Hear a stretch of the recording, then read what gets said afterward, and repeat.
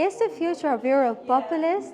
That is the question we'll be answering today at the MCC conference. Stay tuned for some very interesting interviews because the answer will be surprising. What is your definition of populism? Well, I don't think there is a populism definition. I would say it is saying things that most people intuitively feel are right. Is the future of Europe populist? Well, I hope so. I mean, I guess we all would like Europe to be susceptible and to react to what the people want, and not to become kind of a project of the few, but to become a project of the many. So I certainly hope so. But whether it's going to be a left-wing or a right-wing populism, I think the jury on that one is still out.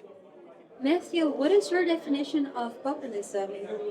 Well, I view national populism as a distinctive movement in its own right. It's distinct from other party families, and ultimately it prioritizes the interests and the culture of the majority group against an elite which it argues is self-serving, corrupt, and neglectful of the wider majority. Why do you think in the media they talk so negatively about the term populism? I think many people have struggled to make sense of where the wider majority are on lots of issues, and I think these movements are fundamentally challenging the elite consensus on issues like immigration, net zero, gender identity, even issues like inequality in the economic system. And I think for the elite class, digesting that challenge is very difficult, responding to it is very difficult, so they find it easier to expand social norms to try and discredit many of those movements as far right or protest movements or extreme political movements, when actually if we look at why people are voting for them, they often have what I would argue are entirely legitimate reasons for doing so.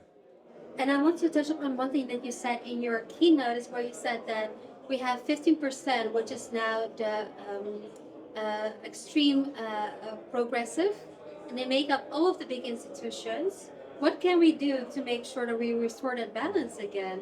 Well, I think one of the most pressing tasks facing Western democracies is to try and reform institutions and the national conversation so we can get more people with a wider range of views into our national life. And that's not just about politics, that's also about the creative industries, the cultural institutions, the education system. It's about ensuring that the public square isn't just built around the values and the lifestyles and the priorities of the elite graduate class, of social liberals. It is also about representing the values and the voice of a wider range of groups in society. That means political parties have to open up, media has to open up, think tanks have to open up, so people from more disadvantaged backgrounds are able to get in and express their views.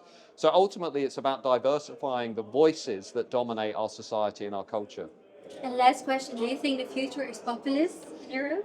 I think if you look at all of the trends that are taking place in Europe today, I think if you look at the polling, if you look at the parties, if you look at the public mood, then unquestionably national populism is going to become much stronger in the years ahead. I argued that it would in my book, National Populism in 2018, and if anything, these movements, as we'll see in the European elections this year, I think are probably going to have one of their best years yet.